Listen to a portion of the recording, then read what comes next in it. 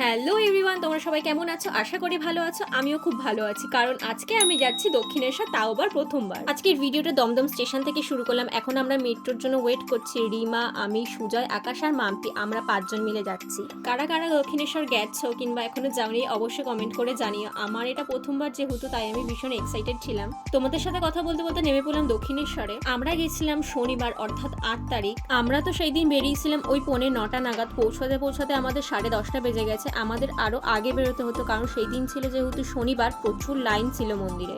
নির্জলা উপোস করে আমরা মায়ের লাইনে দাঁড়িয়ে আমরা পুজো সম্পন্ন করি কোনো কষ্ট ছাড়াই। পুজো সম্পন্ন করে বেরিয়েই আমরা একটু খেয়ে নিলাম, তারপরে সোজা চলে গেলাম বেলুড় মঠে। আচ্ছা, এখানে একটা ইম্পর্টেন্ট কথা বলে রাখি, এই মার্চ মাসের জন্য বেলুড় মঠের নিয়ম হয়েছে সকাল 11:30 অবধি বেলুড় মঠের গেট খোলা থাকবে, আবার খুলবে দুপুর 3:30-এর পর। ভেতরে ঢুকেই আমরা চারিপাশটা খুব ভালোভাবে ঘুরলাম। জায়গাটা ভীষণই পিসফুল একটা জায়গা।